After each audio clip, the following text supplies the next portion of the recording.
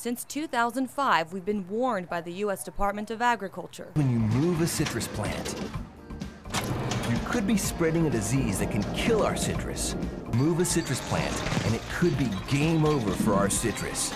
And now, it's here. California Department of Food and Agriculture has spent a lot of money, a lot of money, to go through the urban areas of Los Angeles and get rid of the insect, but the insects got ahead of them and they've given up on Los Angeles to get rid of the insect, and this is the first time, however, that they found the disease. Dr. Glenn Wright, citrus extension specialist for the University of Arizona, is talking about the bacteria-carrying citrus psyllid. The insect has already infected almost all citrus trees in the state of Florida with the citrus greening disease and has wiped out almost half of the industry. They had like 800,000 acres of citrus down there 10 years ago, and now they're down to about 550,000. Local grower John Laurie says despite the fact the psyllid struggles in our dry, hot climate, they have found the pest in Arizona. We found it in 13 different sites around the state, and 11 of them have been here in Yuma County. Dr. Wright says they find the psyllid on the yellow sticky traps in trees around the area. So far in Arizona, they've been successful in getting the insect before it spreads the disease,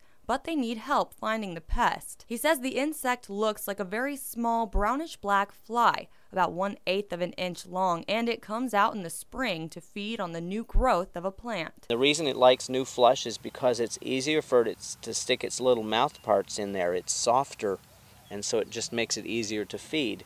But growers around the world are worried because when the insect feeds, its bacteria-carrying saliva kills. The minerals and supplements can't pass from the roots to the top, slowly choking the tree, killing it. Since there's no cure, it could eliminate all citrus trees from this part of the world.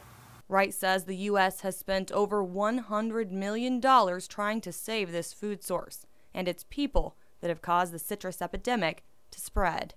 These diseases have always been around, but there's just more movement of trade, of products, and people. So their next line of defense is to find a gene that is resistant to the citrus greening disease they can inject into the plant, which researchers think they've found in spinach. But it might take 10 or 20 years to develop a tree, to put some kind of gene in or something where it will overcome or find a mutant out there that has survived that disease and is able to, so you can live with the disease. But the question on Laurie and Wright's mind is if citrus in the United States will survive long enough to find out. It's not controllable yet. There's no cure, and so there are a number of trees that they've had to take out because the trees are dead, and they're working frantically for a cure.